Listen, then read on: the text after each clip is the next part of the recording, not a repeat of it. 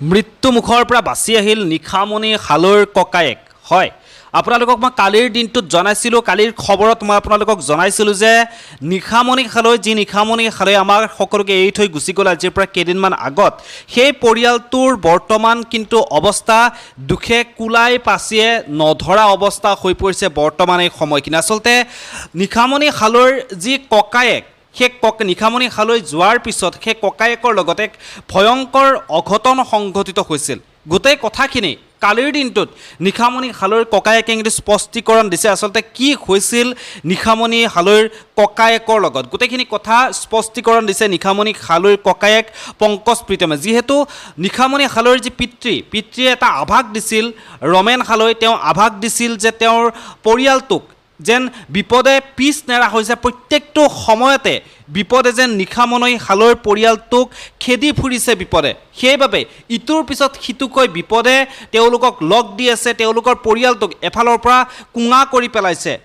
নিশামণি হালৈৰ ককায়েকৰ লগত যি ঘটনা সংঘটিত হৈছিল, যি অঘটন সংঘটিত হৈছিল, আচলতে এক প্ৰকাৰ মৃত্যু মুখৰ পৰা বাচি অহা বুলি নিশামণি হালৈৰ ককায়েকে কৈছে। যিহেতু নিশামণি হালৈক হেৰুৱাৰ পিছৰ পৰা সেই ঘৰখনৰ অৱস্থা একেবাৰে বেয়া হৈ পৰিছে। প্ৰত্যেক দিনাই তেওঁলোকে নিশামণি হালৈক মিছ কৰে, প্ৰত্যেক দিনাই নিশামণি হালৈৰ চিন্তাবোৰ তেওঁলোকৰ মনলৈ আহি থাকে। অহাটো একেবাৰে স্বাভাৱিক কথা, আৰু কথাবোৰ সামাজিক মাধ্যমত পংকজ প্ৰীতমে লিখি থাকে। লগতে নিশামণি হালৈৰ যি দেউতাকেও নিশামণি হালৈলৈ মনত পেলাই বিভিন্ন ধৰণৰ কথাবোৰ, মনৰ কথাবোৰ সামাজিক মাধ্যমৰ জৰিয়তে শ্বেয়াৰ কৰি থাকে। এতিয়া মই আপোনালোকক জনাব বিচাৰিছোঁ আচলতে কি হৈছিল নিশামণি হালৈৰ ককায়েকৰ লগত, আচলতে সেই পৰিয়ালটোৰ লগত এনেকুৱা কি অঘটন সংঘটিত হৈছিল যে মৃত্যুমুখৰ পৰা বাচি আহিব লগা হ'ল নিশামণি হালৈৰ ককায়েক। মই আপোনালোকক জনাই আছোঁ, নিশামণি হালৈৰ ককায়েক পংকজ প্ৰীতমে লিখিছে সামাজিক মাধ্যমত, আকৌ এটি অঘটন।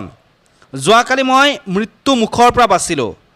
বহুতে কথাটো গম পাই মোক ফোন কৰিছে, কিন্তু মই ফোন ৰিচিভ কৰিব পৰা নাই, কাৰণ মই মুখখন মেলিব নোৱাৰোঁ, কথা ক'ব নোৱাৰোঁ, একো খাব নোৱাৰোঁ। ঘৰত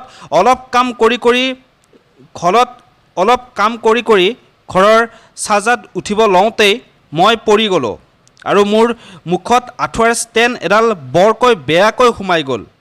কেইবাটাও চিলাই কৰিব লগা হৈছে। এতিয়াও মই অসুস্থ হৈ আছোঁ।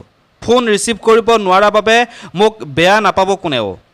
মোক মেছেজ কৰিলে ৰিপ্লাই দিবলৈ চেষ্টা কৰিম। আশীৰ্বাদ কৰিব যাতে মই সোনকালে সুস্থ হৈ উঠোঁ। এনেধৰণৰ স্পষ্টীকৰণ দিছে পংকজ প্ৰীতমে। যিহেতু নিশামণি হালৈৰ পিতৃ, তেওঁ এটি আভাস দিছিল যে নিশামণি হালৈৰ পৰিয়ালটোক যেন বিপদে কুঙা কৰি পেলাইছে, বিপদে পিছ এৰা নাই। সকলোৱে চিন্তিত হৈ পৰিছিল আপোনাৰ কি ঘটনা সংঘটিত হ'ল নিশামণি হালৈৰ ঘৰখনত। যিহেতু নিশামণি হালৈৰ পিতৃয়ে পংকজ প্ৰীতমৰ নিশামণি হালৈৰ ককায়েকৰ ফটোখন সামাজিক মাধ্যমত দি জনাইছিল যে তেওঁৰ পুত্ৰৰ অসুস্থ হৈ পৰিছে, হঠাৎ অঘটন সংঘটিত হৈছিল। কিন্তু কেনেকৈ এই অঘটন সংঘটিত হৈছিল বহুতে জানিব বিচাৰিছিল, বহুতে পংকজ প্ৰীতমক ফোন কৰিছিল, নিশামণি হালৈৰ ককায়েকক ফোন কৰিছিল। যিহেতু নিশামণি হালৈৰ ককায়েকৰ মুখত সেই আঘাত পাইছে, সেইবাবে তেওঁ কথাবোৰ ক'ব নোৱাৰে। সেইকাৰণে সামাজিক মাধ্যমত এইদৰে লিখি ঘটনাটোৰ বিষয়ে স্পষ্টীকৰণ দিছে। আশা কৰিছোঁ তেওঁ খুব সোনকালে আৰোগ্য হৈ উঠক, তাৰে কামনা কৰিছোঁ। ধন্যবাদ।